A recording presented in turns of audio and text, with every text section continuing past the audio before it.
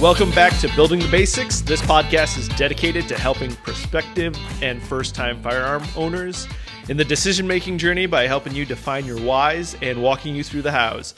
See us as that relative helping you buy a new car or, in this case, a new gun. In this episode, we have our friend Tyler joining us to talk about competition shooting. I know both Marvin and I are really excited to have Tyler on so that we can have a fun conversation about what does it look like to get out to your first match. And a couple pieces of background information. So Tyler is on both Instagram and YouTube with the handle of Off the Draw. And then a couple impressive classifications that you have, Tyler. It's you've achieved Grandmaster in the Steel Challenge part of the sport, and then in USPSA Carry Optics, you've achieved the Master Class. So I'll turn it over to you, Tyler, if there's anything that you want to add. Yeah, thanks, Jim, and thanks for Marvin for having me on. Excited to be here. So based on the target audience, they might not know what Grandmaster or Master mean, but I'm hoping by the end of the episode we can clear that up for them. But yeah, I'm really excited to talk to you guys about competition shooting because I think that there's a perception among new shooters that competition shooting is for advanced shooters only. And that's not really true. And I think the earlier that you can get into competition as a new gun owner, the better you're going to be in the long run. So, I want to kind of dive into all things that will destigmatize competition shooting to the new shooter. Nice. Now, before we get into actually diving in, I was remiss at the very beginning. I wanted to make sure that we gave you our specialty gift of, if you remember our episode 2, gave our friend Dave a bag of grass-fed beef jerky. So, Tyler, I hope you like some beef jerky. You can open it now. We can enjoy it together, or you're more than welcome to take it home and be selfish and enjoy it yourself. Well, we're gonna have to at least try it together. All right, that sounds good. There's always room for some extra protein in my diet, so let's crack this guy open and see if it's as good as it looks. It is pretty tasty. Oh, that is good. Mm-hmm. All right. Well, thanks, man. You're welcome. You're welcome. Alrighty. So, competition shooting. Let's talk. Competition shooting. So I think most people who are just new to the firearms community don't really have a firm concept of what competition shooting is. I think everyone's aware that there's competition shooting, right? You see it in the Olympics, which it actually became pretty popular this year. There were a lot of memes made around competition shooters because of that one shooter. I think it was Turkey. Turkey. Yeah. Yep. That was great. That made the rounds on social media, just shooting with no equipment, just raw dogging it out there with no special glasses or gloves or anything. But it got people talking about it. Yeah. And I mean, even myself, someone who grew up with firearms, I think at a young age, I understood that competition shooting has always been around. As long as there's been firearms, there's been people that wanted to see who was the best shot, who could reload their muzzle loader the fastest. But it didn't really feel accessible to me. So a little bit of my background. I was in the Navy for 8 years. Half of that I spent with the Marine Corps. And when you tell someone that you were attached to an infantry unit, they assume that means you get a lot of shooting under your belt, and you don't. Right? So when I was with the infantry, I could probably say in that time I didn't even shoot a full case of ammo. Wait, in 4 years, not even shooting 1,000 rounds? No, and you have to bear in mind, I was a Navy corpsman, so my job was medical, and there was a lot of times where I had to be essentially on duty, making sure everyone was safe while they got to shoot. And then it wasn't necessarily required of me to qualify with a rifle. I had to know how to shoot it. Yep. And I had to do one qualification in field medical training, but then after that, it was kind of optional for me. So, Your Marines screwed you. Your Marines screwed you. They totally screwed you. They did and they didn't. I mean, part of it was they would invite me to qual all the time, and I would tell them, I was like, I don't really need a ribbon to tell you guys that I can shoot. I was like, I've been shooting since I was a kid. But, in all that time, I didn't get as much shooting in as I wanted to. So when I got out of the Navy, I went back to college, graduated college, and I wanted to get into the firearms industry. And so I ended up getting a job at a local gun range running their training program, as well as maintaining range operations. And in that, I wanted to become a better shooter, right? If you're going to run a training program, shooting is one of those skills where if you're going to teach it, you have to be able to demonstrate that you actually are proficient at it. And so I got into competition shooting originally to become a better instructor and to understand the training side of things in a much more nuanced way. And over time, it turned into, I am just doing this because it's fun now, and I'm not as worried about the instructor side of things anymore. It became very addictive. But originally, I had no idea how to get into competition shooting. So one night, I had a case of insomnia, and I was up probably until 4 a.m, just doing absolutely nothing. Like, this wasn't like a night after partying or anything. I just couldn't sleep.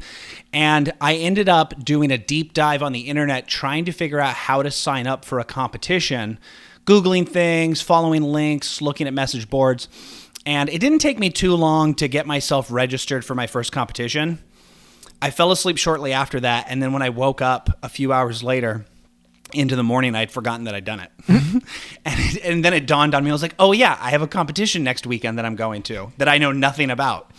I was very self-taught. And I think that if you don't have friends within the community, it can be hard to find.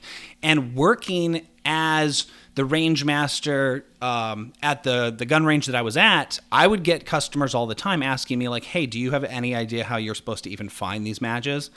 Because they're not very well advertised. So that's actually why I started my YouTube channel, was to educate people on competition shooting and to get those new shooters out there if they don't have friends in the community, if they don't have someone who can walk them through the process. That makes sense. And it's funny. So when you mentioned, if you went down a rabbit hole trying to figure out how to get involved, that's the exact same thing I went through probably. So I really only started competing or doing matches within the last, maybe call it year and a half. And that's, conservative. Probably it was like last spring. So about a year and a half or so. But I had been a member, quote unquote, of USPSA for probably a good 3-4 years. And I was just trying to figure out, okay, like I'm a member now. I'm trying to figure out how do you get into matches. And like you said, it's not advertised well. There's really not a good way to like do the right thing of, oh, do you go here to sign up or there wasn't a very clear way to do it. So yeah, I had the same thing. I experienced the same thing that you did. So after doing the first one or two, then you start to meet people and then you start to just communicate with them, and then they'll be like, oh, go here, go here, go here. There's another range at, the opposite side of the state. And it's being where we are, it didn't really seem that there was a lot locally for a long time until SIG opened up, their kind of competition / shooting matches, part of their program kind of thing. So at least that's my personal experience that I found. Now, granted, I know that you were able to find other places outside of, the Seacoast area, but I mean, yeah. And I'll get into how to sign up for a match because, it isn't intuitive, but in today's day and age, it is highly centralized. So once you know how to do it, it becomes really simple. But before we get there, I do kind of just want to talk about broadly. So if you're listening to the show, your first question is probably like, who's competition shooting for, and is it for me? Right? So the first thing that I would tell people is, and this is based on feedback I've gotten from potential competitive shooters, is they tell me, oh, I would love to do that, but I want to get better first. And usually I ask them like, well, let's define better. Like, what are your skills right now?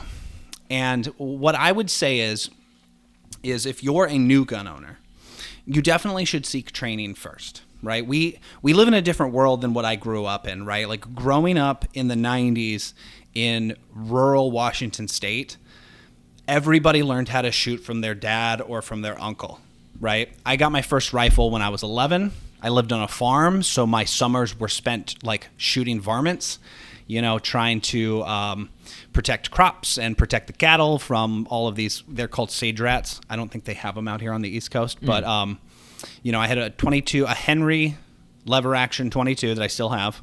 And that was my introduction to shooting. But nowadays, a lot of people are getting into firearms for the first time in their 20s or in their 30s or even 40s, right? And so maybe they don't have that older mentor in their personal life who can show them the ropes. And even if you do, what astonished me getting into firearms training was just how valuable professional instruction is. There's a lot of people who try and learn how to shoot from things like YouTube or reading forums or Reddit or just trial and error out at the retail range. And even someone who, as someone who grew up with firearms, sitting through my first Handgun 101 class, I was blown away by the amount of information. That you didn't know. Well, yeah, and even if I did know it, some of the information I knew, but having it explained to me in a different way opened up my mind conceptually to what it is that I should be focusing on.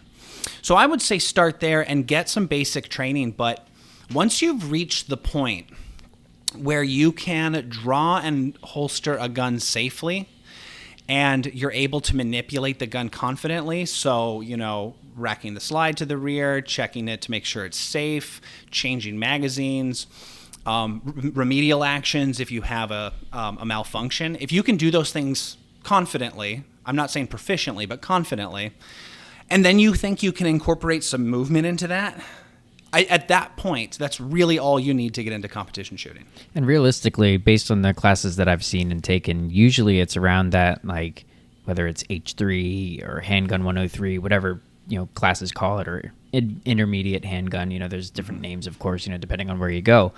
Usually it's around that third, maybe tail end of the third class or second half of that third class where you do start a little bit of that movement. Now, you're not moving fast. You're not, going from one side to the other, doing barrel rolls and everything like that. You're just incorporating some walking or some movement forward or backward, something like that.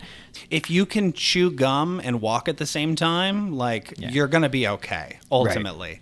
Right. And one thing that you said that I think is important to point out too, I'm not even necessarily saying shooting on the move. Can you move, then shoot, then move again without overloading your sensory system, right? If you can do that, you can get into competition shooting. Right. And then another thing I hear all the time is people say, yeah, but I don't want to come in last. They're like, yeah, I could probably do it, but I'm going to suck. And what I tell them is, I'm like, look, you're not going to be last. Statistically speaking, you're probably not going to, because what they don't realize is there's such a huge spectrum of skill at these competitions. You have guys and gals who are in their senior years, essentially walking the stages, like just short of a walker, right? Mm-hmm. Yeah. Walking these stages, kind of taking their time, hitting the targets. Nobody minds that those people are there. In fact, they encourage it. They love it. Mm-hmm. But, really competition shooting in its essence is, how am I performing based on what I believe my perceived skill level is? And then once you've done it a few times, you create a foundation where it's like, okay, did I do better than my last competition? And so really it is just about testing and checking your own skills. Mm-hmm. So let's pull it back real quick for 1 second, because we're talking a lot about competition, and I think what I'm hearing you say, Tyler, is that competition shooting shouldn't be viewed as a competition against necessarily all of the other folks that you're shooting with, but it should be, more of a competition against, am I better than myself yesterday? Am I a better shooter than myself the last time I was at a shooting competition? Would that be a better way of approaching it? Because when people hear competition, I have to be the best, right? I'm going into a foot race competition. I want to be the fastest runner. I'm not necessarily competing against myself. I'm competing against all of the other runners. Same thing with any other sport. And so when we're looking at it from a sport lens that is within the frame of reference that most people have, it is, hey, I'm trying to beat the other people that I'm in this competition with. Yeah, I think you're spot on. And I think that Another way to put it is if somebody asked you to go golfing one day and you said, "Oh, I'm not going to go golfing because I'll never make the PGA Tour," then you would laugh at them and you'd be like, "That doesn't make any sense. Like, let's just go golfing and see how you are." Yeah. And once you've done that, once you've gone to a competition or two, you're going to determine who your peer group is, right? There was an evolutionary process for me where I started to see recurring names at competitions, and I'd see that they were maybe 2 or 3 positions ahead of me, and then I would find out who those people were, and then they became my new benchmark, right? That's my pace car. I want to try and keep up with that person, and then that evolves over time. So I think you're spot on, and a big part of it too, and I think this is a great segue, is what's the point in competition? Right? And a lot of people think that competition is just for fun, and it's there's no practical point to it. And I think that in itself is a topic that could take up an entire podcast episode because it's such a contentious position.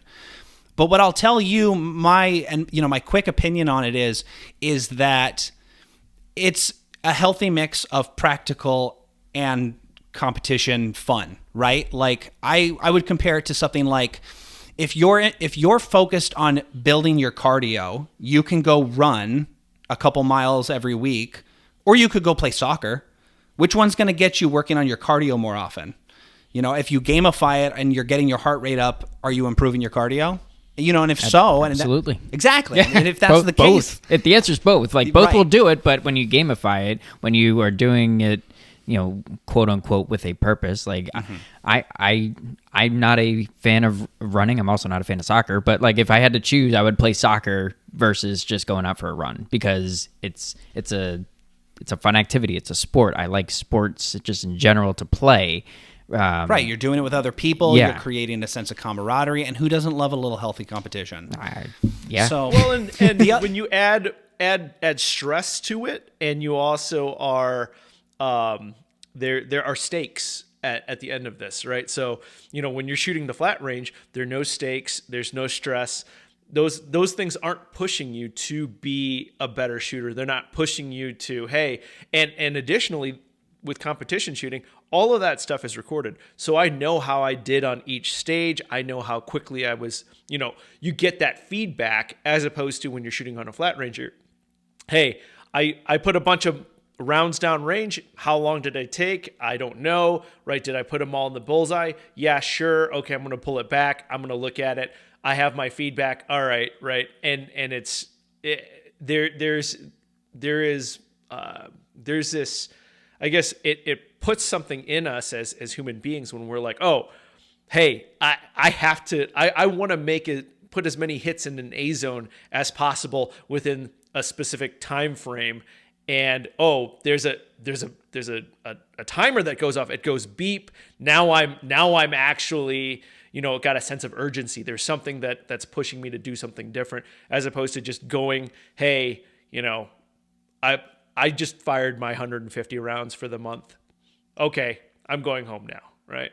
Yeah, and I know that, Marvin, I know that we want to try and get into that topic specifically, like using range time like for a purpose. And I know that we got somebody lined up within the next probably 3-4 weeks or so that's going to, discuss, what is training with a purpose look like. So, here's the thing. It's like there's so many of these topics that we have that's like that's an episode in and of itself. That's an episode in and of itself, which is great because it's good content, and we just want to make sure that we're giving the audience what little taste of things here and there for the next stuff down the road. Because if we were talking about that in this, it'd be like 10 hours long. Well, yeah, and so much of it overlaps. Oh, right? 100%. I mean, yeah, training, competition shooting.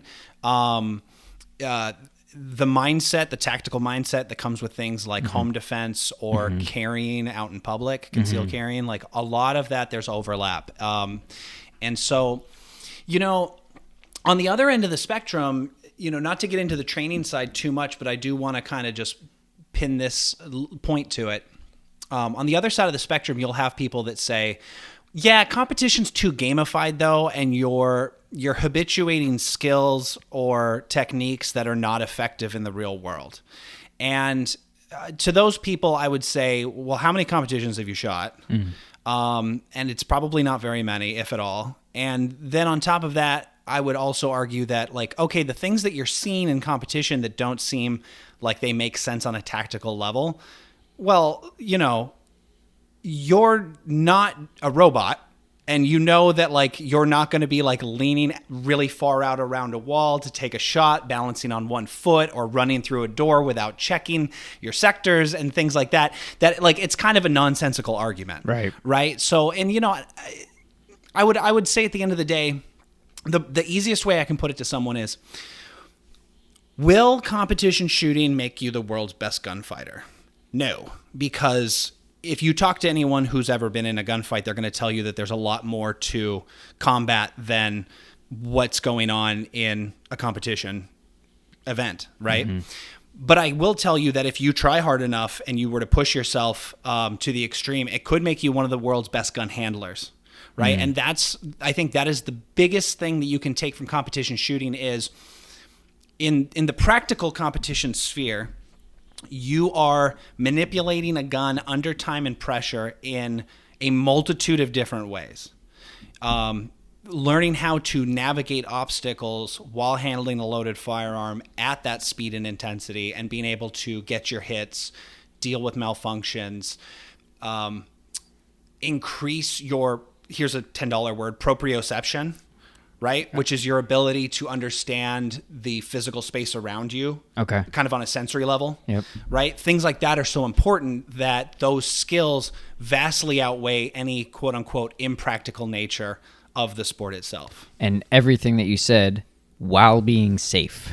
While being safe. Right. So, and we might get into this a little bit, but it's like there are safety requirements that you have to follow. Otherwise you get disqualified. Yes. So it's like these matches or competitions that people go to, that we go to, it's like, yeah, there are people that will get disqualified for a number of reasons, and we're not going to, list out all of them, but just for our audience to know, yes, there is a safety standard that we have to abide by in order to be a competitor. Yeah, absolutely. So I want to circle back to what you were talking about, Tyler, on whether it was impractical, because I think what we're seeing right now is we're seeing a lot of the military is actually incorporating competitive shooting aspects into training. And, you said you're in the Navy, I was in the Marines, I was infantry. I made sure that any of the corpsmen that were attached to my squad got as much time on the trigger as they wanted. But where I'm saying is, would I have been a better gunfighter if I had gotten into competitive shooting or incorporated a lot of those things when I was in the Marine Corps and I was training for a deployment and I was going into a combat zone? Absolutely. I think, a lot of the things that you're talking about, being able to manipulate your firearm, get shots off with when you're not balanced, when you don't have sure footing, when you're having to lean around corners, that happens. When you may have to lean around a corner. Target identification. How many matches do we shoot where they have an obscured target, you have a no shoot in front of that target, whatever the case might be. So I think, for all of the folks out there who say, hey, there are impracticalities to competitive shooting from a tactical standpoint, I think that one, not everybody's going to be a military tactical gunfighter and needs to rely on those things, but just by equipping any gun owner with the ability to react under stress, to your point, maneuver around obstacles, navigate obstacles, shoot from uncomfortable positions and get hits off. I think all of those things are absolutely important for any gun owner or anybody who may encounter a scenario where they're going to use their firearm. I think all of those things are absolutely, applicable in a defensive situation. Yeah, I completely agree, Marvin. I think it's great that you brought that up because I just saw an article from I think it was Military Times, that the other day that said the Marine Corps is introducing pack timers into its training, which is great. So I think now would be a good time to kind of take a step back from the whys and just kind of broadly talk about, like, when we say competition shooting, what exactly are we talking about, right? Because the world of shooting sports is really large. You have what you see in the Olympics, which is precision shooting. You have, shotgun sports, so skeet, trap, sporting clays. But I think typically when you say competition shooting in the kind of the 2A or gun sphere, most people who have been around long enough know that you're referring to practical shooting, which is mostly what we're discussing today. And so practical shooting really is the concept of, let's take scenarios that make sense from a real world perspective, like a utilitarian use of your firearm, and incorporate that into training. So, we're not talking about precision bullseye shooting, slow fire. We're talking about you have multiple targets with or without barriers that you may have to navigate around. And under the pressure of time, you're trying to shoot as accurately as possible, as fast as you can. So if you're trying to get into that world of competition shooting, there's a couple different governing bodies that you're going to see going into that world. Probably the most notable one, or the kind of the longest standing one, would be IPSC or USPSA, and I'll explain what those are real quick. Basically, IPSC is the International Practical Shooting Confederation, and USPSA is the American chapter of that, and that just stands for United States Practical Shooters Association, if I'm remembering that correctly. I think it was founded in the 70s, 1976, something like that, and it was started by military and law enforcement members as a way to do what we're describing, which is, how do we become more proficient in our gun handling? And so beyond USPSA, you have things like PCSL, a bunch of acronyms coming at you. PCSL, which is the Practical Competition Shooting League, which is kind of the new kid on the block, and they're trying to kind of make things a little bit more intuitive, kind of reduce the size of the rule book, because, as you'll find out as you go down this rabbit hole of competition shooting, that things get pretty muddled down in bureaucracy on the rule side of things. I was just looking at the USPSA rulebook today. I was trying to figure out what division a certain gun would fit in, and I was looking at the rulebook, and I had forgotten. It's been a little bit since I looked at it. It's like 113 or 134. I don't know. So it's over 100 pages long for the rulebook, and it's like, you go to a match, and I say that I don't want to intimidate anybody that is like, oh my gosh, I have to read 134 or 113 whatever pages, to understand the rules. No, go and talk to somebody who, and hopefully us, or go speak with somebody at the range or somebody that and the nice thing is, if you go to a match and it's your first match, you tell the range officer or somebody there that looks like they know what they're doing. They're gonna walk you through it. They'll be like, okay, here's what you do. Here's what we're gonna I'll walk through this with on each stage with you. I want you to do well, this and that and the other thing, and they'll calm you down. They want you to succeed. They want you to have fun as well. So no, don't feel like you got to read 100 and whatever pages in order to understand stuff. I still don't know everything that's in the rule book. It's not consumable. So yes, PCSL, I like what they're doing with trying to make it much more consumable and easier for people to get into. Yeah. When you show up to your first match, if you don't know what division you're in based on the equipment you're using, or even how the match really works, that's okay. Like, you show up to a match, you let the match director know that you're brand new to this.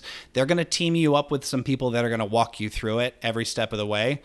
And they're going to be super encouraging while they do it. So they're really, I don't want anyone to think that there's any pressure to go out there and become well-versed in the nuances between these shooting sports. Right. I do want to just kind of briefly talk specifically about Steel Challenge, and because I personally think Steel Challenge is a great entry level. It's the gateway shooting sport. in my opinion. That's going to open up your world. And the reason I say that is because a couple things about Steel Challenge that are different than USPSA that make them more accessible to new shooters. So Steel Challenge is a speed shooting competition. There's very little movement at all. Most stages in Steel Challenge, you're stationary, and it's simply drawing your weapon, firing at 5 steel targets as fast as you can, and you do that 5 times. They take your 4 best times, they put those together, and then that's your score for the stage. So it's literally just speed shooting. There's, I think, one stage where you actually move under the clock, but you're talking about moving laterally 3 yards, and that's it. So it's very easy for someone who is just getting into the sport, maybe the idea of having to do all of these things while moving around and keep track of all these different targets is kind of overwhelming. You're always going to have 5 targets. Every single Steel Challenge match you're going to go to, most, if not all of the stages are going to be classifier stages. And what I mean by classifier stages is it's a standardized stage that is used to determine what your skill level is. So you're going to see the same stages over and over and over again, and you have the ability to kind of gamify it even further by knowing the order in which you want to shoot these targets. And then you'll have familiarity, so you're constantly trying to beat your best previous time. I have a video on my YouTube channel on how to get into Steel Challenge specifically. I remember watching that. It's a good video. Thank you. Yeah, it's my most popular video right now, and it's getting up there in views. So I'm glad that, and I've had several people comment that watching my video gave them the confidence to go to their first match. Nice. So if you're listening and that's something you're interested in, check that out on my channel. And then I also have one that talks about Steel Challenge and USPSA more broadly, and then explains how to sign up for a match, which we will talk about a little later here, just so we're not leaving anyone hanging out there. For sure. But yeah, so I think Steel Challenge is a great entry point. And then USPSA and PCSL are very, very similar in that in the structure of those matches is you'll have an area that you're allowed to shoot within. You'll have targets, some behind barriers, some not, and it's your responsibility to determine what is the order in which I'm going to engage these targets, from what positions am I going to engage them. Are there so many targets that I have to make a reload? And if so, where am I going to make my reloads? So there's a little bit of strategy that goes into it as well. But I would even say that that's a plus, right? In that, like, a lot of people would say, oh, well, that's not realistic because you're never going to know where the threat's coming from. It's like, yeah, but that's not the point. The point is that you're learning how to process information in your brain at the same time that you're doing other actions on a subconscious level, right? Like when you first start trying to perform at a higher speed, it becomes hard. You might end up outrunning your headlights, right? And you'll flub a reload, or you'll forget what you were going to do next after you did this last thing. And learning how to kind of cement some of those skills in your mind so that way you can focus on what the next task is, I think is super beneficial for someone in the shooting world. I'll give you the perfect example, actually. So just yesterday, shot the USPSA match, and one of the stages, you had to do 2 shots with 2 hands on 4 targets, do a mandatory reload, and then engage with strong hand only on all 4 targets again. And then you have that second go through where you do that same 2 shots with 2 hands on each target, but then you do your support hand only.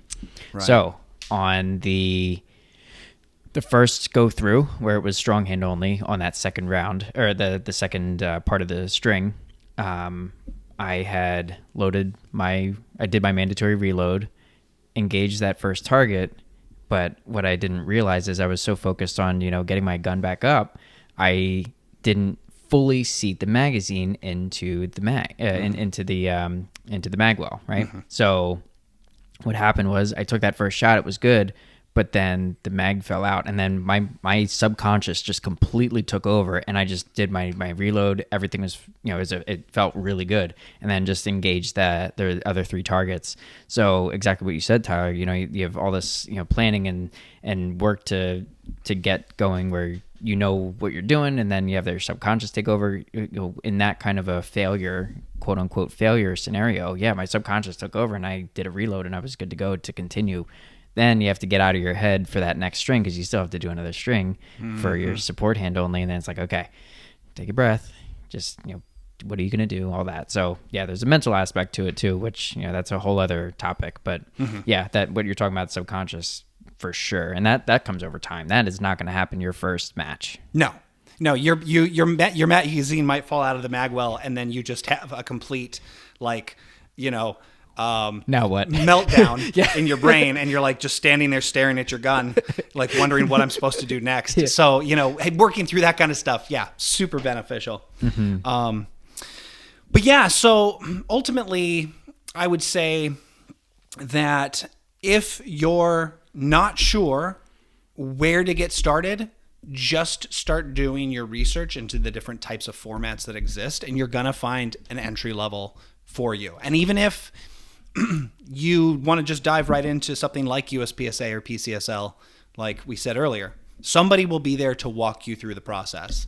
I've seen people that basically can draw the gun safely, but not at speed, and they can only do one thing at a time, right? So I'm going to walk here, and then I'm going to shoot, and then I'm going to stop, perform a reload, then I'm going to walk here and I'm going to shoot. And that's fine. And that's great. And people love that because we just want to see the sport grow, right? The more people that get into it, I think it's better for everybody. I'm not a proponent of mandatory firearms training for civilians. I know there's a lot of people that are. I think that leaving that up to the responsibility of the individual is kind of part of what makes America great. But at the same time, I would feel a lot more confident if I knew that the people in our communities that are carrying firearms in public had the level of proficiency that, say, a B or an A class USPSA shooter has, right? And it is nice having this classification system because once you reach one of those classifications, it's pretty accurate to, I know what your capabilities are based on what you told me. Oh, you're a B class shooter? Oh, okay. So I know that you're a good shooter. Maybe you're not the fastest, but you're fast enough to have reached that level. And that can tell me a lot about your abilities, right? Which, this is probably a good segue in how do you even get signed up? So, when you said, okay, go seek something out to, go sign up for something. Okay, so Tyler, where do you find it? I know you have PractiScore for some stuff. I don't know, admittedly, I don't know if that covers all of the organizations. So talk to us a little bit about where do you go? Right. And so I'm glad that you brought up PractiScore because that basically is the centralized location these days. Right. So you can find some competitions outside of PractiScore, but back in the day, you kind of just had to know where the shooting clubs were in your region, and then either reach out to them, go to their website, meet somebody there, and get signed up. Well, nowadays, everything essentially is under PractiScore. So PractiScore.com. It's not the easiest website to navigate. But in my video that I made about it, I do kind of go through a quick tutorial. So if you need a reference, that's there for you. But at the same time, if you've got some patience and you can click through all the different tabs and figure out how the search engine works, it's as simple as going on that website, using its search engine, telling it where you are and what shooting sport you're looking for. And it'll show you, here's all the different clubs within whatever your search radius is, 100 miles, 200 miles, that are happening in the near future. And then it's just a matter of clicking on the link and filling out your information and submitting it and getting approved to go to the match, which, they're not going to typically ask you for a lot of credentials, right? They are open to the public most of the time. Some clubs do their own private matches, but you'll show up to a shooting range after you've signed up on PractiScore, and maybe you don't know what division you're in, and they'll probably have you fill out a waiver, ask you some questions, and then based on your skill level, they're going to provide you the supplemental information that you need to be safe. They'll go over the safety rules with you. They'll tell you where you're allowed to handle your weapon safely, what areas you can't. Typically, they'll tell you, most competitions I go to, your gun is unloaded unless you're in the act of running through a stage. And they'll have designated areas where you can work on your firearm if you need to adjust things. and they'll kind of tell you like when is it safe and appropriate to reload magazines, things like that. So PractiScore.com is your go-to. You can also look at the website specifically for the governing bodies of these different competition organizations and get more information there. So like USPSA has its own website. Steel Challenge, which is actually under the governing body of USPSA, has its own website. And then PCSL, etc. Like all of these IDPA is another one. I'm not sure if they have their own website. I'm not a huge fan of IDPA, and if we want to talk about why, we can. But hey, that's just me. Like if you're out there and IDPA is what's going on in your community, do it. We're really lucky living in New England because where we live, there's basically a competition happening every weekend somewhere in driving distance from the months of like late March to late November. There are other parts of the country where, you might have one club that's 2-3 hours away. So you get one competition a month if you're willing to make the drive, right? Mm-hmm. But if it exists, chances are it's on PractiScore, unless this club is not looking for people in the community to join them. But the vast majority of them are. I've yet to meet someone who says that they just don't have any clubs in their area. Maybe if you live in like rural Nebraska. But even those guys, like I know people out there they'll drive 5 hours to go to a competition, so they exist. Oh, wow. Yeah. So we've gotten into where to go. So let's say somebody signs up. They're signed up. They paid whatever they're $10, $15, $25. PractiScore. Hey, they've got a competition. What are the things that they need aside from their firearm to bring to that competition? Right, so probably a gun belt, right? Holster, magazine. So if you were to advise a brand new shooter who says, "Hey, Tyler, I just signed up on PractiScore," and by the way, we will drop Tyler's link to his video on how to get started on Steel Challenge and PractiScore in the description of this episode. So you guys don't have to go search for it. It'll be in the description of the episode, so all that will be available. But just so, Tyler, newbie, just signed up. What do they need to get? Okay, so you come to me, you ask me what equipment that you need. It's going to be dependent on what type of competition you're doing to a degree. The basics that you're pretty much always going to need if you're going to be competing in some type of practical pistol competition, whether it be USPSA, PCL, you definitely need a holster and a gun belt. You're going to need more than one magazine. If you're shooting Steel Challenge, ideally you're going to have 5 magazines because you're shooting each stage 5 times, and you don't want to be the person who's reloading their magazines between each string. USPSA, I would say 3 magazines should get you through most, unless you're someone carrying your micro carry pistol that only has 10 rounds. You might need a little bit more. Or if you're magazine restricted and if you live in a different state. Yeah, or if you live in a magazine restricted state, or you shoot single stack because you're a boomer and you love single stack 1911s, like whatever your deal is, right? Like you may need a few extra magazines. But what I would say is the bare minimum is eye and ear protection, a belt, magazines, mag pouches, holster, and your gun.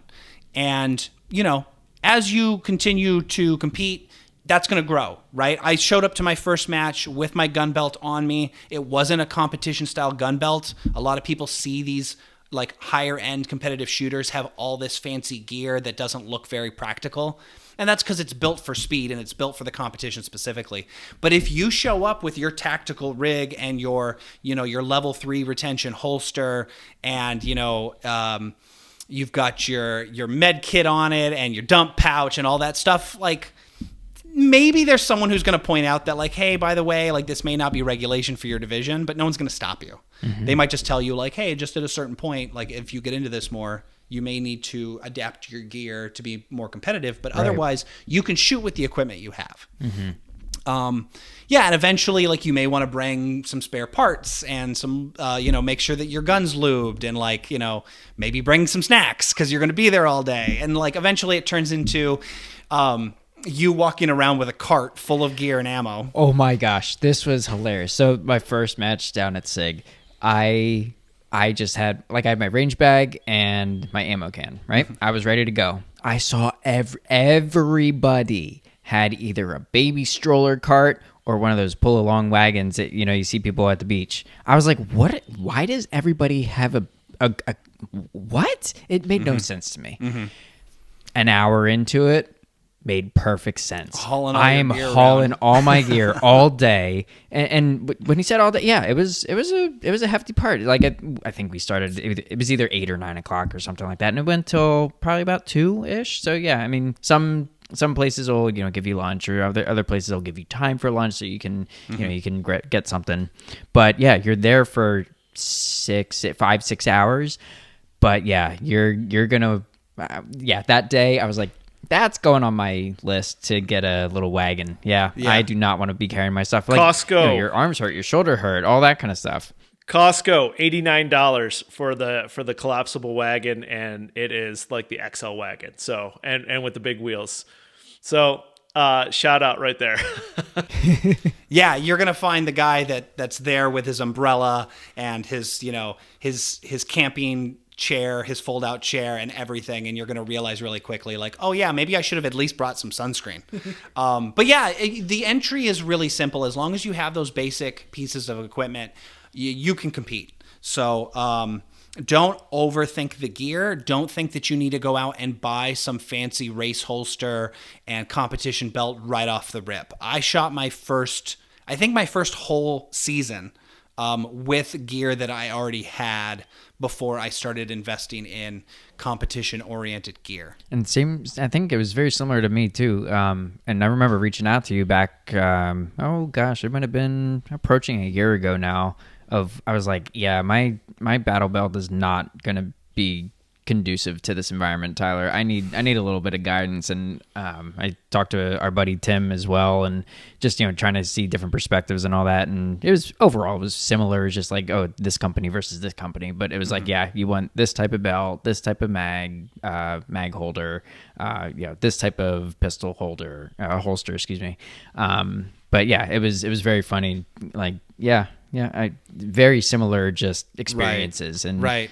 You're just going a little deeper down the rabbit hole, because if you've gotten into shooting in general, which brand is best for this, and like, who should I be looking at for this type of piece of equipment? Now you're just doing it again for a much more niche part of the shooting community. Is like, okay, well, what about these communities, these companies that are specifically geared towards competition? You're just doing the same dance over again, but on a deeper level. Now, and I do want to preface something that you said was, you realized at a certain point your tactical gear wasn't going to work for you in the long run, and you wanted to switch to competition gear. I'll tell people right now, there's a chance that you'll get the competition bug and you just want to get better at competition for the sake of competition. That's where the competitive gear comes into play. But if you're doing this purely for training, and you spend your entire, quote unquote, competition shooting experience or journey using that tactical gear, that's totally fine. There's plenty of people that do that. Yeah, that's fair. You see a lot of law enforcement who, maybe they only show up to a competition once or twice a year, and they're wearing their duty belt just because they want to get those reps in. Totally fine, and again, this goes back to what we were saying earlier. The competition is against yourself, regardless of where your ego is. And you're thinking, oh, I should be higher on the leaderboard. It's like, well, are you higher relative to how you did last time you did this? And if you did, then that's a win in my book. So, don't get intimidated by the fact that there's people out there with these guns that look like they're out of a Star Trek episode. And their holster consists of a latch that holds the trigger guard and nothing else. And they're wearing the yellow glasses and the knee-high socks. And they look, the more you get into competition, the nerdier you look. Oh, 100%. Let's be real about it. It's not sexy when you get to that high-end level. But don't forget the glasses with the cameras and the hat with the cameras and all of that stuff where they're recording themselves, and it's insane how much stuff. It's like watching the Olympics shooters with all of their stuff that they've got going, and then they can rewatch their performance ad nauseum. which is hilarious. So, too. Marvin, that's a really good point, because for the longest time, probably about a year, I didn't think anything of like, why are these people recording? Again, it's the whole thing with the carts and the baby strollers all over again. It's like, why are these people wearing GoPros on their hats? It's like, I was like, okay, let me just think about this for a second. And I was talking to people, and it's like, oh yeah, I want to review my footage. I want to see, how did I do? How was my draw? And then you can kind of get that third person view of see if a friend recording you as well, and you can see, okay, how was my foot movement? How was my I think I said my draw already, but then you can see like from that first person view, how was my target transition? So it makes sense. Like Right. if you're trying to do, like Tyler, what you said, if you're trying to do, like, I want to improve myself, I'm trying to be better than I was yesterday in competition shooting. Yep. Like, yeah, you're going to want to probably invest in something like that so that you can use that data, and data's great. But Right. for the new shooter, of course, that's not our, advising, to right off the bat. Again, like, you don't need to go drop $3,000 on all this accessory stuff that doesn't matter when you're just going to your first competition. Right. Like it depends on what's your why of why do you want to go to these matches. If it's to like you and I and all of us that have gotten that competition bug, it's like, yeah, I want to be better. And if you're in our group chat, then it's like, yeah, I want to be better than Tyler, which we'll see if that ever happens. But yeah, we healthy competition between us. But yeah, if you're just wanting to do it for fun and be better than you were yesterday, then you might not need to invest in all this stuff. And we like to push each other, so that's a little bit different. Right. Well, and that's the thing. I experienced something similar initially when I saw people with these cameras on their hats and filming each other. I thought it was an ego thing because let's be honest, like competition shooting videos are kind of neat to watch. They're really cool. Yeah. And when I tell people who aren't in the shooting community what I do as a hobby, usually the one thing they'll equate it to in their mind is they're like, oh, like John Wick, that kind of shooting. And I go, and like in my mind, I'm like, yeah. But then like I think about it, and I'm like, not really. Like it's not nearly as cool looking, but I'm going to let you say that, and I'm going to go along with it because it sounds really cool. But you think it's an ego thing, and then you get into the sport and you realize, oh, it's the fact that the type of competition we have, you're fighting for tenths of a second. And it's almost imperceptible to the human eye. And that's why competition shooting's never really become a spectator sport. There's been attempts in the past, to like televise it, but really it's tough because it's really difficult when you have two grandmaster level shooters competing against each other without being able to see the time and the scores immediately, who actually did better. Because at the end of the stage, you're going to realize that one of them beat the other by maybe one alpha versus a Charlie shot on target and maybe a tenth of a second, right? So the cameras really are just so you can go back and say, well, where could I have been more... where could I economize time? Where could I have been more mechanically efficient in my movements?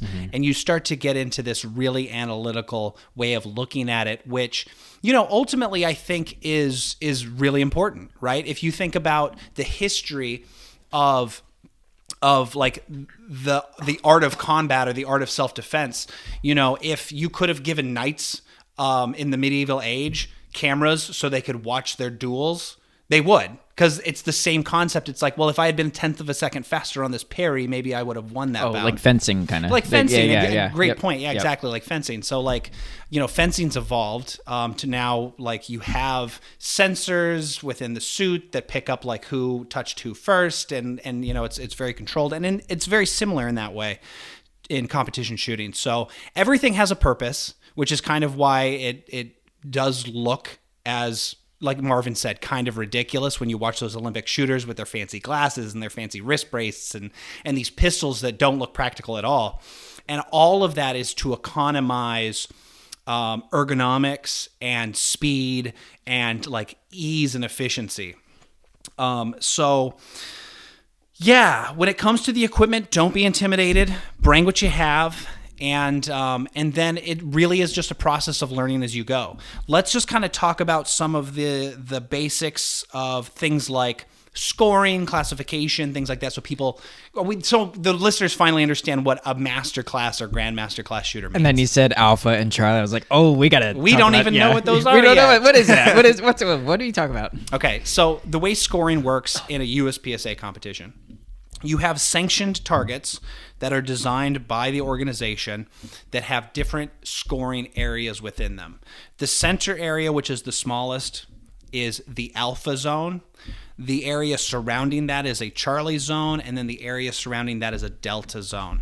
So the way scoring typically will work, unless it's specified differently per stage, is 2 shots on target, and the combination of where your targets land is going to be your score for that target. So 2 shots in the alpha zone are going to be 5 points each. So there's a maximum of 10 points for that target. Depending on whether or not, see, I don't want to go too deep into this, but I'm about to say power factor. Yeah, don't. We're not going to get into power No. factor. Don't worry about that for right now. You can do the nerd stuff later. But depending on your power factor, a Charlie's going to either be 4 or 3 points. So for the sake of this, we'll just say it's 3, and then a delta is going to be 1 point. And so you'll combine those points. So say you got an alpha delta, that's 5 plus 1, so now you have 6 points for that target. You're going to add up all of your points for all of the targets engaged. You're going to take that number and you're going to divide it by the total time that it took you to engage all of those targets. And what you get from that is points per second, or what's known in the sport as hit factor. Right? So it's an equation of points divided by time, right? So points per second is, you'll end up getting something like a 10.47. And what that means is you got 10.4 second points per second. If that makes sense. The math is mathing. But yeah, so that's how the scoring works. And then there's like more rules that go on to that. Sometimes you'll have targets that you're not supposed to shoot. And we mentioned the term no-shoot earlier. I think Marvin mentioned it. That's what a no-shoot is you'll have a target where maybe it's the target you're intending to shoot, and then slightly offset from that is a no-shoot target to simulate like, oh, there's a hostage situation, and this person's using another person as a shield, and making sure that you don't shoot the no-shoot target and engage the target you intend to hit. Things like that. You'll have targets that are partially covered where the scoring area is omitted, so you'll have half a target that's like a different color. I was just going to say, yeah, people might ask, well, how do you tell what target is a no-shoot versus not? So there's color differentiations between targets, and each of the sport will, so USPSA and PCSL, they use different colors to indicate which are shootable targets and which are no-shoot targets. Right. Yep. Right. And then, if you get into like things like 2-gun, 3-gun, it becomes more complicated. Right, but you can learn those as you go. Yep. And then, so once you have your score, well, how do you determine your classification? So classification in USPSA is broken down into, you have Grandmaster, which is the top classification. Then you have Master Class, which is just below that. Then you have Alpha, Bravo, Charlie, and Delta. And what they are is, think about like in school when you were graded on a curve, and the highest scoring student got 100%, and then everybody else's score was based on that one. Very similar concept. So you'll have a given stage, and the classifications are broken down by basically what are the grandmasters, the established grandmasters shooting at. The top 0.01% of shooters in the sport are getting this score, and then they will take an aggregate of scores from shooters across the country, and then they determine the percentages based on that. So a grandmaster, to classify as a grandmaster, you have to be shooting hit factors, so points and time combined have to equal 95% or better of what the top shooters are shooting. And then you have master class, which I wish I wrote this down. I think it's between 85 and 95%. Alpha's 75 to 85. I want to say B class is like 60 to 75, and they get a little bit larger where I think once you get to D class, you're below 40%. Yeah, I just pulled it up, so not to be actually. So yeah, GM Grandmaster 95 to 100, Master 85 to 95, Alpha 75 to 85. Okay. Bravo 60 to 75. Yeah, a little bit bigger there. A little bit bigger there, and then Charlie 40 to 60. Yep. And then Delta 0 to 40. 0 to so, 40. You know, yeah, so it's a little bit on a curve there. Yeah. Yep. And what I mean by percentage, again, just to really clear this up, is you take the highest hit factors for that stage, and if you shot the stage in a time with the amount of points that's equal to 40% of that hit factor, that puts you right on the edge between Delta and Charlie. So basically, in USPSA, unlike Steel Challenge, in USPSA, you have specific stages that are standardized across the sport that are used to determine your classification. So not every stage that you see at a USPSA match are going to lead towards you getting a classification, but they'll have these stages that the governing body has agreed, these are what we're going to use to determine skill level. Typically, they're simpler stages, so they're easier to set up, and they can be used, kind of universally across gun ranges. And they're trying to test your skill level. So some classifier stages will have you do specific things. Like you kind of mentioned earlier, you had a stage where you had to shoot, freestyle, meaning both hands, an array of targets, then perform a reload, and then shoot strong hand only, and then do the same thing, but then weak hand only. So they're testing you on your ability to do a reload under time, to engage the targets as fast as you can, and to do it with both dominant and non-dominant hands only, right? And so basically they're trying to do their best to get a general understanding of, like, someone at this skill level should be able to do these things at this speed with this degree of accuracy. And that's what's going to get you those classifications. There's about 40,000 USPSA members in the country. And of them, the amount of GMs is somewhere roughly at like 1.5% of that, if I remember correctly. Wow. So if you do make it, if you meet someone who's a GM shooter, chances are they're really, really good. It's between 400 and 600 people. Something like that. Out, assuming assuming those numbers, and I'm not going to, try and find that don't number. quote But me on it. Yeah. But assuming, call it 40,000, and assuming, top 1.5%. Yeah. Mm-hmm. So out of the people who actually shoot competitions, out of those people, between 400 and 600 people are GMs. Right. And I mean, it's different sport to sport, right? For USPSA. But for USPSA, and yeah. that's yeah, because I know Steel Challenge uses the same classification system. Okay. But the numbers are going to be a little bit different. Sure. Right. And that has to do with the amount of traffic, right? So you have people shooting different divisions, so that number might be a little higher, a little lower, depending on the division. Let's talk about divisions for a second, because we did talk about equipment already. When it comes to divisions, I would tell you first, don't sweat it. I just want to give you a taste of it so you kind of know what's going to happen going forward. You don't need to know what division you fall into when you go to your first match. But eventually you'll want to know what division you fall into if you want to be more competitive, because you want to have division gear, that is to regulation for that division. So to make the sport equitable, there are divisions broken down by equipment type.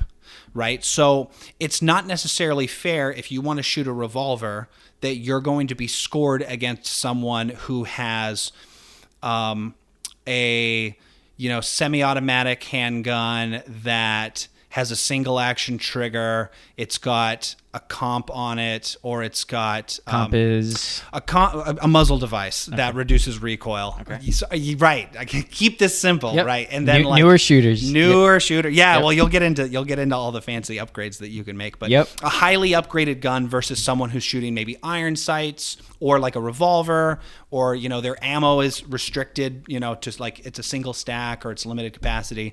It's not equitable for those people all to be competing against each other. So they break them down into divisions. Open division, being the broadest, is going to have all the race guns, right? People are just going to soup up the perfect gun for that division. The founder of IPSC way back in the day wanted to have the concept behind the divisions was they wanted to see what innovations in firearm technology can competition shooting produce. That's actually kind of cool. Yeah, and they thought that they were going to create these, like, eventually people would create these ideas that made better guns for combat. What ended up happening is they just made better guns for competition. and so they're really unpractical. And they're not something that you would see like a Navy SEAL or a Ranger carrying, because they're just not as reliable. You kind of have to baby them, keep them clean. But they're really great for what they do, which is shooting really fast in a controlled environment. Then you have my division, for instance, just an example, Carry Optics. Carry Optics division is designed for people that have production-style handguns while also incorporating a slide-mounted optic. And by production, I mean you buy it from the factory, you don't modify it to the extreme of like putting fancy muzzle devices on it, or, cutting like holes in the slide to lighten it up, or porting the barrel, or all these fancy things that like don't really matter for the point of this conversation. But it's a gun you get from the factory, you put an optic on it, that's Carry Optics. Production division, to even go further in explaining that, is guns from the factory, right? Like a good example is a P320, you pull it out of the box from SIG, or a Walther PDP, you pull it out of the box, that's a production gun. Once you start modifying it, depending on the type of modifications, you're going to start moving into a different division. You have revolver division, you have single stack division, you have limited optics now, which is we're allowing more modifications but not quite going to open division. And then you have the cheater division, as I like to call it, which is the PCC division, that's pistol caliber carbines. So there are some people out there who have the audacity to take a rifle to a pistol competition and think they're equals. So we don't consider them real. I'm joking, by the way, but we don't consider them real competitors. So, but just an idea, if you have a type of gun that you're really partial to and you want to compete with it, there's probably a division that you can fall into. And what makes that exciting is you get to see where you rank up against other shooters shooting similar equipment. And it's also not like you have to start at, say you somehow fell into one of those really nice guns that Tyler was talking about. It's not like you have to be like, oh, well, I can't shoot that yet because I haven't done my first match. I'm going to go buy, a P320 or a Glock 19 or Walther PDP or something like that so that I can shoot production and then work my way up. Now, theoretically, would you want to do that just from a, how do I learn how to manipulate a firearm? Probably, but you don't have to, like Tyler said and Marvin said already, it's like you use your gear that you have. So whatever you bought, whatever you have, if you have a red dot, or shoot and carry optics or limited optics, depending on what the rules are saying. But it's not like I have to start in production, then I can work my way up to carry optics, then I can work my way up into limited optics, then I can work my way up to open. So no, I've seen people shoot USPSA matches with their subcompact or micro carry guns, and they're totally outclassed by everyone else around them, but they're there to train and have fun, and that's totally okay too. So I mean, if you just show up and you ask them, hey, what division I'm in, someone will be able to tell you, and chances are they might just throw you an open your first time. And then once you understand the nuances of the different divisions, if you want to then go out and get a competition-specific gun or build one to a division that you think is really interesting, you can do that at that point. Carry Optics, for example, that is the big division right now because of its accessibility. Almost everyone these days who's getting into firearms is buying a handgun with an optic. I'm, not to get into the training side of things, like, oh, should you have iron sights versus optics? I don't think that's really important, but a lot of people will tell you, if you don't have an optic these days, you're living in the Stone Age, So like a lot of people are just getting optics right out of the gate. And so that's what makes that division so popular. But there are those people that like still just want to become crazy good with a revolver, So when they go to a competition, it's them and maybe two other guys that are in their division, but they don't care because they just want to get really good with the gun that they care about or the gun that they think is the most fun to compete with. And then you have our Marvin. I don't know if you know this about Tim, but he's. I think he said he wants to get a classification in every division. I'm like, wow, that's dedication, because you have to shoot all those matches for all of the divisions. I'm like, wow, okay. Yeah. Good for you. I've got some friends that I've met through competition shooting that are at that degree, especially in Steel Challenge, is they'll have a gun for each division.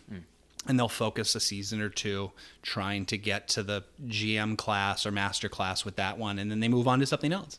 And I've even done that. I've dabbled a little bit myself. So I started in carry optics in USPSA, and then last year I bought a gun that put me into limited optics.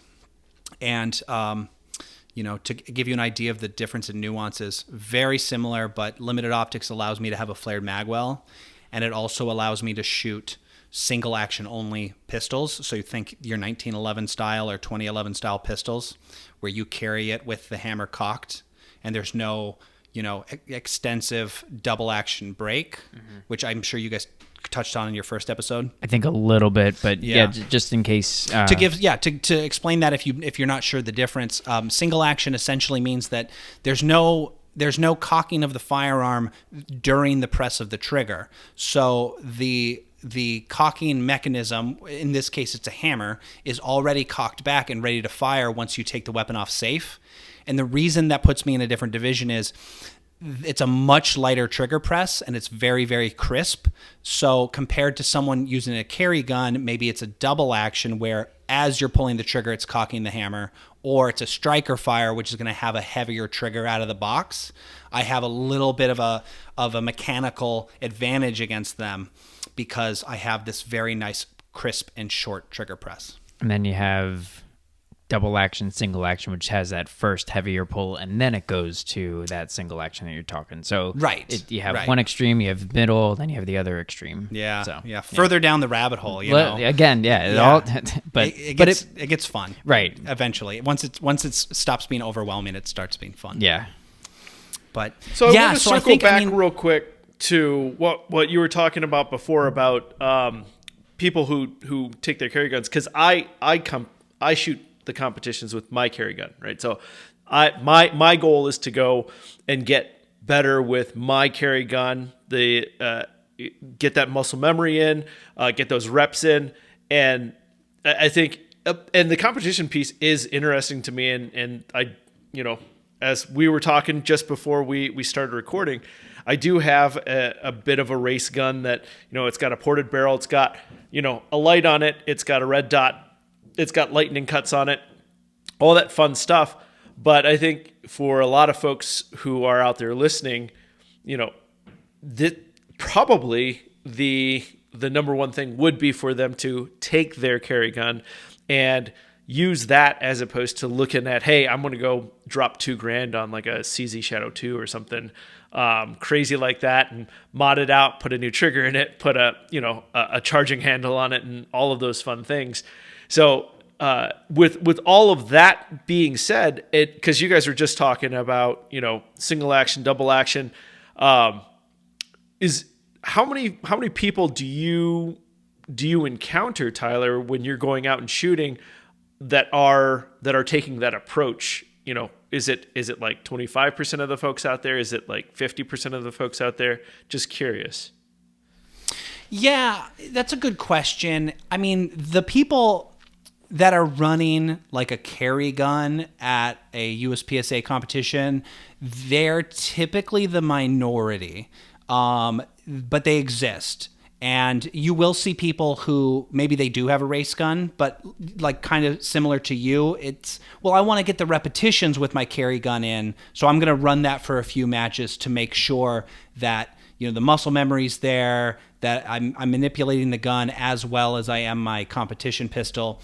But what I would tell you from my experience, and part of this is like coming from the instructor side of things, is that if you're going to compete, it is good to have a competition pistol if you're going to go down the rabbit hole. And the only reason I say that is someone like us who got into competition and got the bug and continue to compete regularly, we're shooting a lot more ammo than your typical hobbyist gun owner, right? So, maybe if you're currently someone who goes to the range and shoots 100 rounds once a month, becoming a competition shooter you're potentially shooting 200, 250 rounds a weekend, multiple times a month. And the wear and tear that's going to put on your gun over time, having a gun that's dedicated to that abuse that you're not trusting your life with is really beneficial. So I've had a gun break on me, not catastrophically, mind you, but it broke from the wear and tear. My P320 that I used to compete with, my FCU, a crucial part ended up breaking during training for competition. And, this was at like the 60,000 round level. So, that kind of, I wouldn't trust my life with that gun because of the amount of abuse that I provided on a weekly basis. And so, I would say that if you want to get to that level and you're ready to start competing regularly, having a dedicated gun is good for that reason. And the other thing I would tell you too is that learning to become proficient on a full-size handgun is just going to be easier than your carry gun. The larger the handgun, the easier it's going to be to manipulate, right? To a degree. It can't be too big for your hands, but a full-size gun, you're going to be more accurate. You're going to have an easier time controlling the gun. And so those skills will translate over. I became a more accurate shot with my carry gun because I shot my full-size gun more frequently through competition. And then, once I came back to my carry gun and went and shot it at the range, I noticed improvement. And it wasn't from shooting that gun repetitiously. It was from honing those skills in on a different platform and then applying the same things that I learned to my everyday carry gun. Gotcha. And I think that's a fantastic point. And honestly, if anybody out there is looking at getting into competition seriously, absolutely.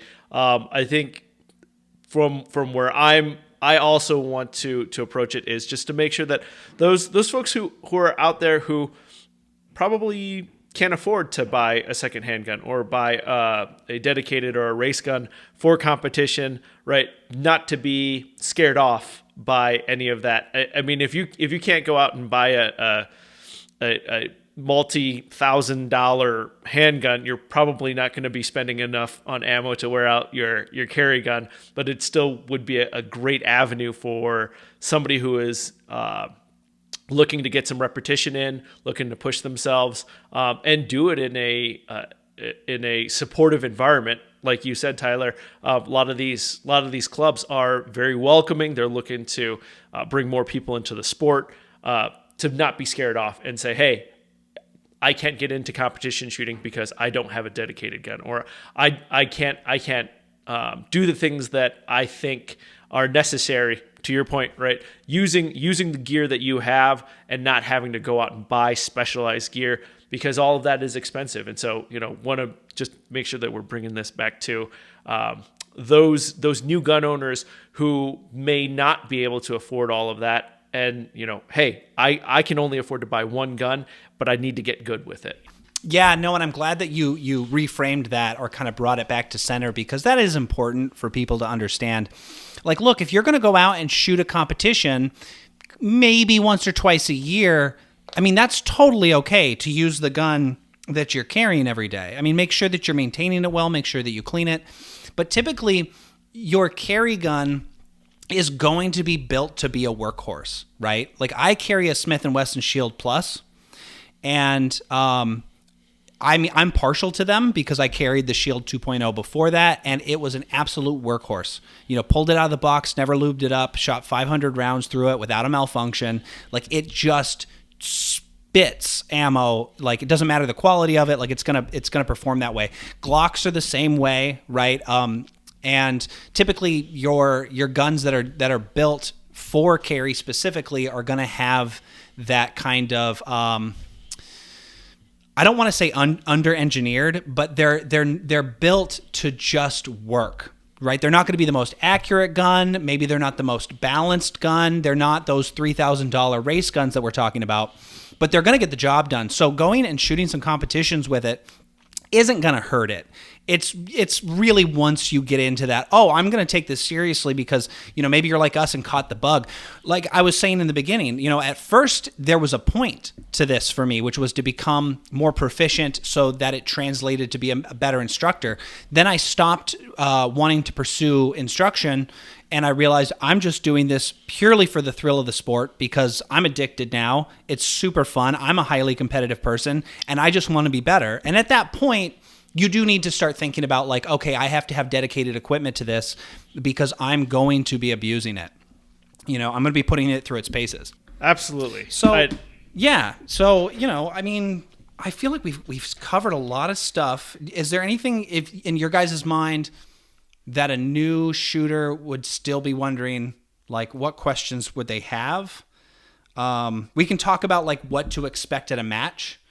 I don't think we've really covered that yet. Yeah, like we talked about the people, and that, honestly, to me, the people piece of it is such a huge thing. Like if you're doing something and you don't enjoy the people that you're around, then that sucks, right? That's true. So I haven't found anybody at any of the matches that I've been at that I'm like, yeah, I don't want to talk to you. Like everybody is like, I want to talk to them. And so to me personally, that's the biggest part. Like I enjoy being at these places with the people that are also there.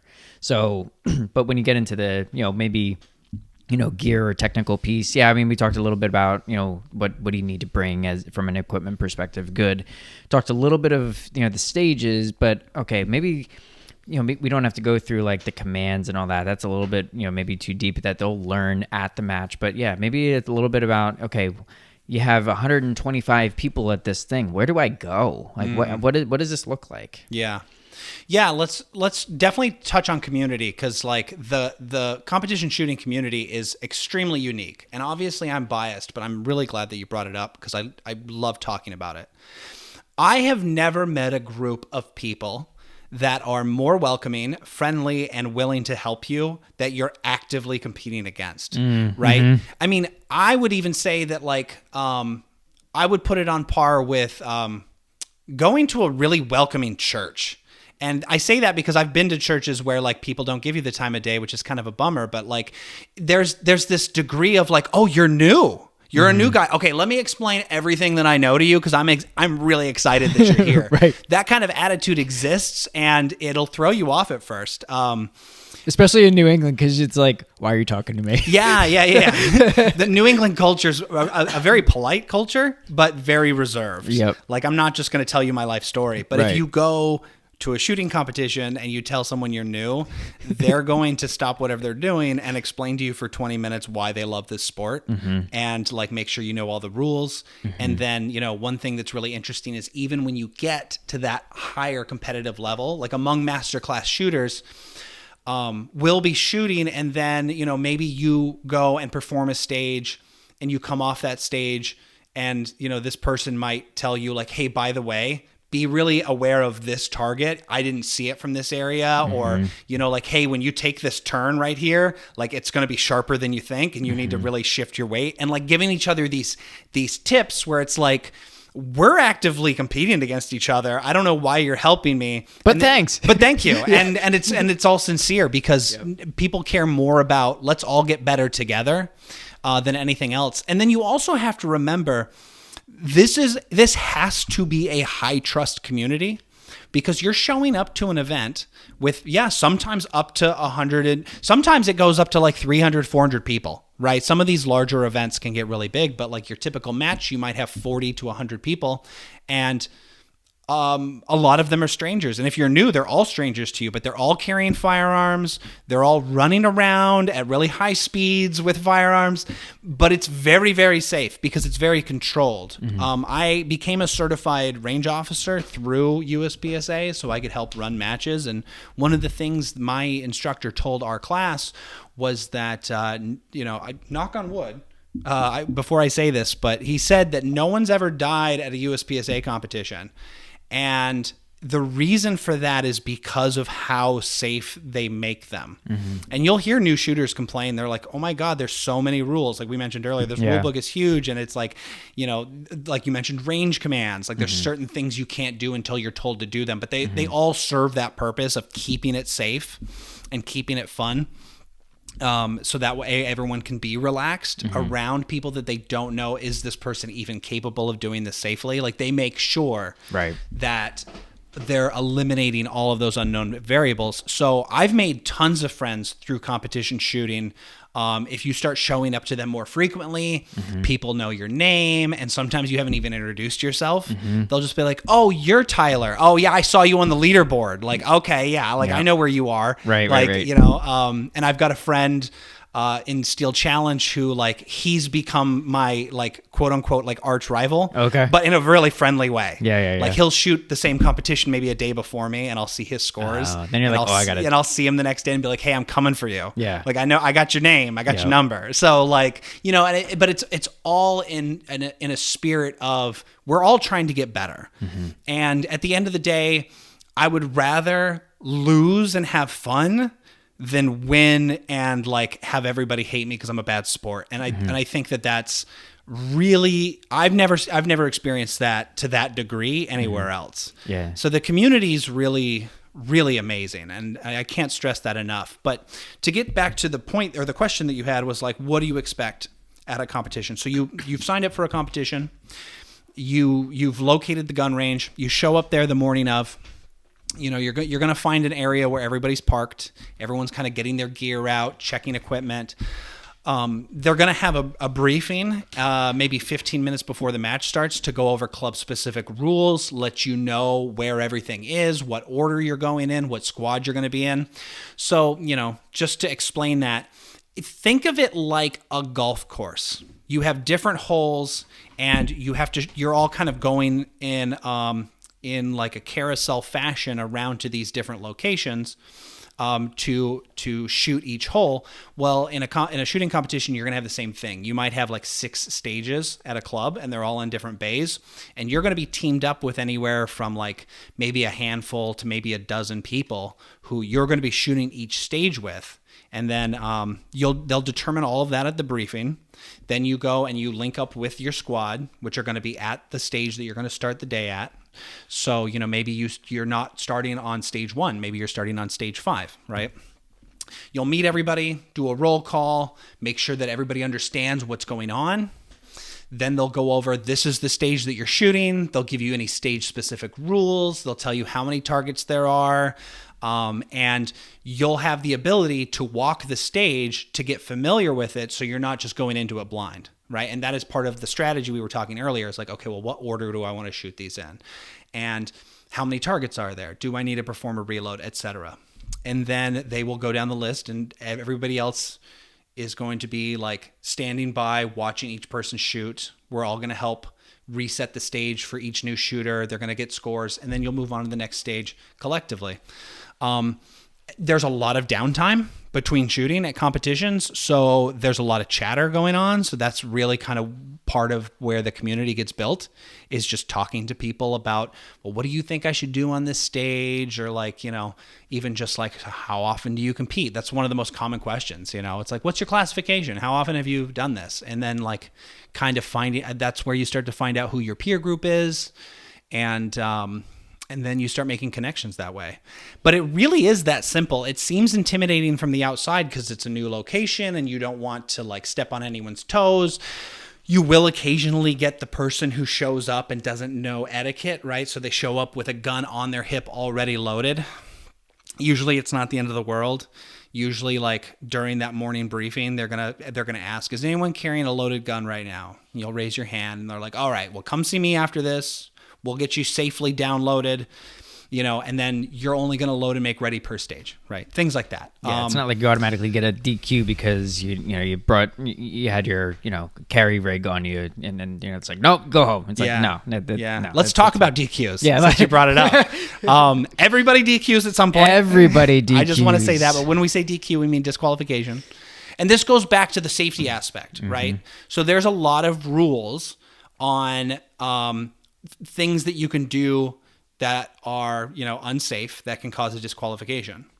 The most obvious one that comes to mind is what's known as the 180 rule. Now let's before just because what we say is unsafe, it's not that anybody is immediately put into danger. Right. Yeah, that's a good point. So I just want to make that clear. It's not like anybody is at risk, or it's just the terminology of making sure that everything is held to a safe standard. Right. When you go to a retail range or when you go to a gun club range and you're shooting, on a flat range, they're going to have a list of rules, right? They're going to tell you like these are what you can and can't do, and it's the same concept, but it's geared towards an environment where dynamic shooting is taking place, right? So for instance, typically your shooting bay is going to have 3 berms, right? So it's open on one end, and you never want to point your gun up range, right? At any range. Well, especially at a competition like this. And it's very important because of the dynamic movements taking place.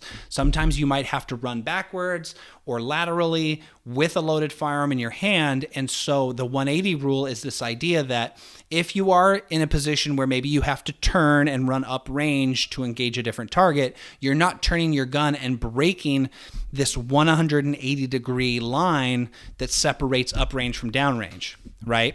And so to your point, you could break the 180 just barely on a turn going up range. I know a couple people that have done that, and he may or may not be sitting in the room. Or may not be sitting in the room with us. And it's not necessarily quote unquote unsafe because like the gun wasn't pointed at anyone. It was still pointed at the berm. Like, the shooter in question knew exactly where the gun was pointed. It just so happens that he slightly broke that 180. It was like 180.1 degrees. 0.1. Yeah. Just barely over. But that rule's in place because we don't want to introduce that degree of risk. Mm-hmm. So you could face a disqualification from a match for doing that. And it's not the end of the world, right? It hurts initially. I've been disqualified twice in the 3 years that I've been shooting. Both times I took it like a champ, and I understood that it's like, look, nobody was in harm's way, but I violated one of the rules. And what that ends up meaning is that you're done for the day. Your scores are not going to get tallied, and you're not going to show up on the leaderboard, but you're welcome back. Right. And like a good range officer at a match and your squad mates are going to be really supportive when this happens. I was told, they're like, look, man, I'm sorry. Like, rules are rules. And like, even though nobody was in danger, like, we have to enforce this rule. And they're like, you can stay. We would love it if you stay and like hang out with us the rest of the day. And it's very important to them that they know it's like, hey, please come back. Yeah. Like, please come try this again. Mm-hmm. So if you do find yourself in a state of anxiety at your first match, thinking like, well, I don't want to break any rules. I don't want anyone to yell at me. Like, as long as you have like this fundamental degree of safety that we've talked about, like, can you do these things safely? Mm-hmm. And you're not a liability to yourself or others, like, you're going to be okay. Well, and then one of our buddies, I won't name drop, but one of our buddies in our chat, he I think it was, he broke the 180. And he was like, I'm going to go home and do squats and deadlifts until I throw up. I hate my life. He's going to haze himself.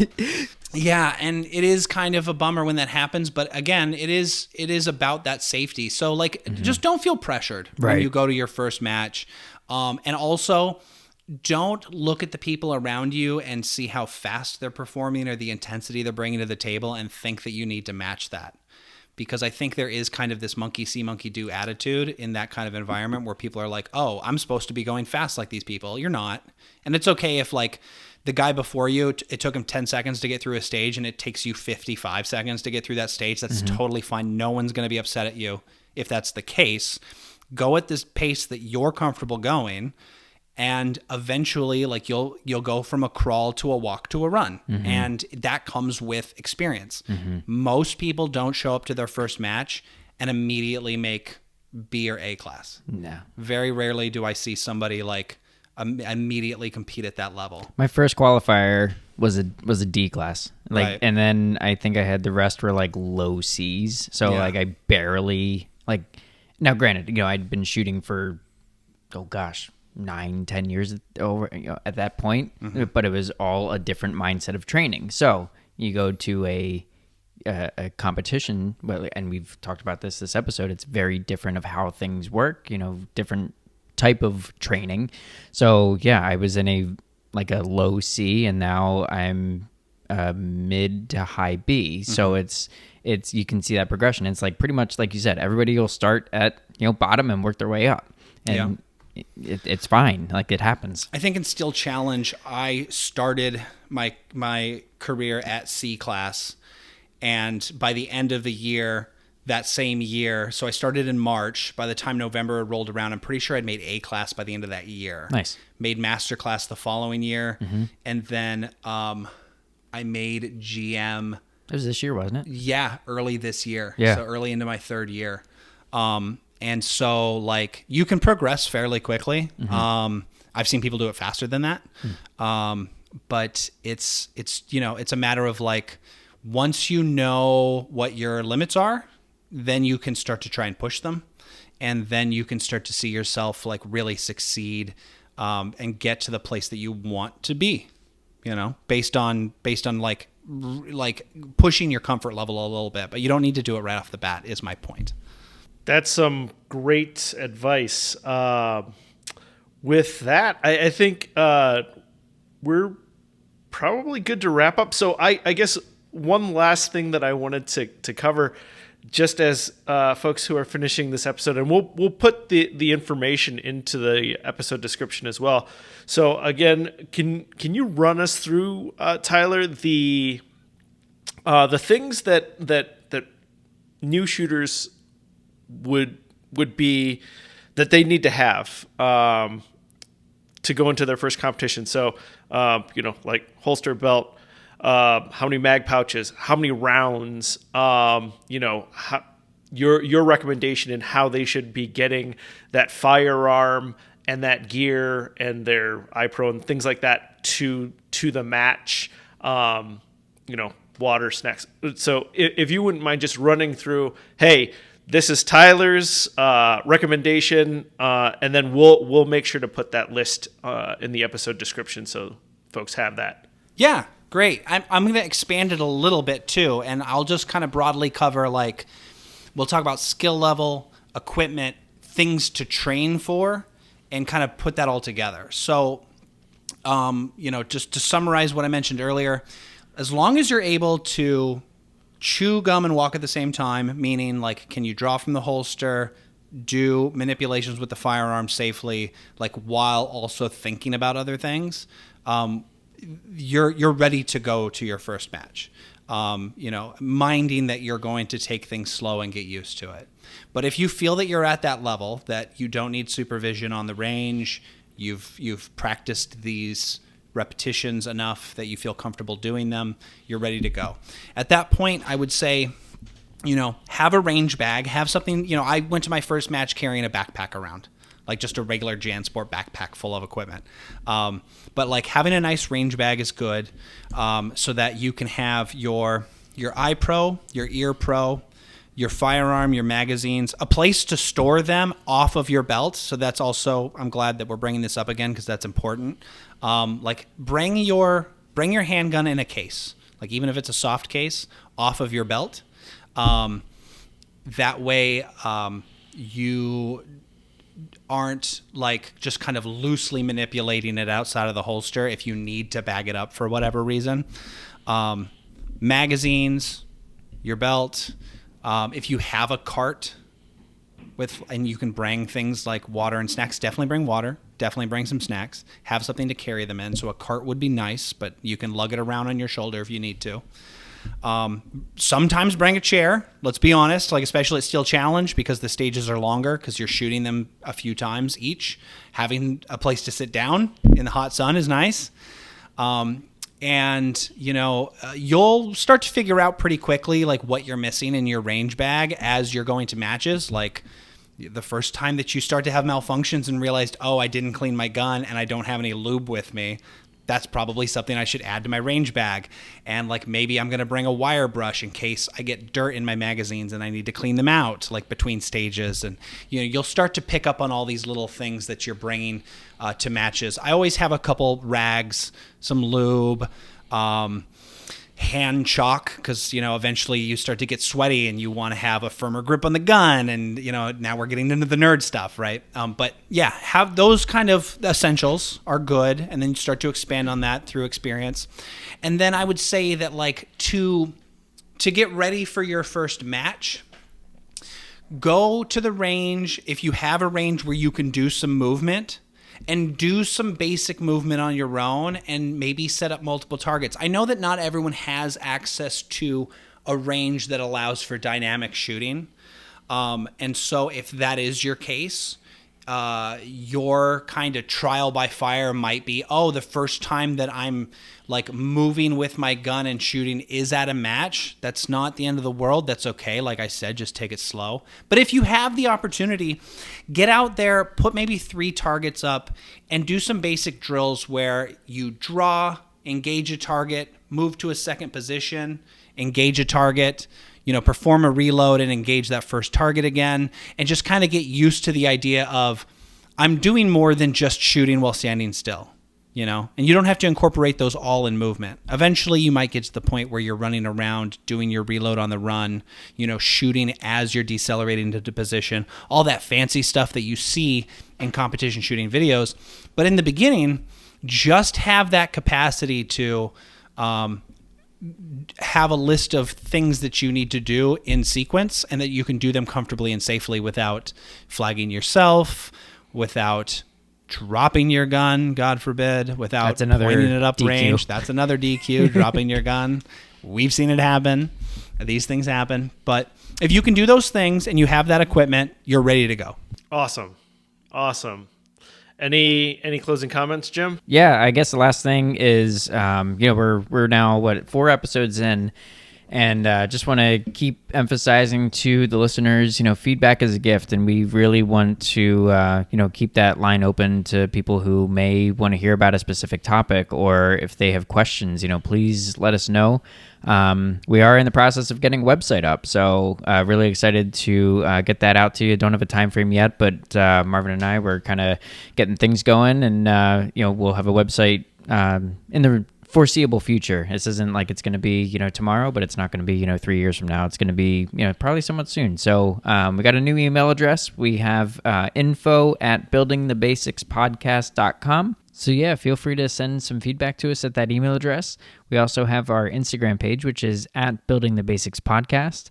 And then in the future, we plan on doing some video content for our YouTube channel, talking about some of the topics that we've been discussing in our first few episodes, and then kind of pairing that up with the content that'll be coming in future episodes. So really looking forward to it and helping you all make some really good decisions. Tyler, just thank you so much for today. It was a lot of really good chatting, and I'm sure that people will be finding it very beneficial. So thank you again. Yeah, thanks for having me on. This was fun, guys. Thanks. Have a good day, We'll talk everybody. again soon.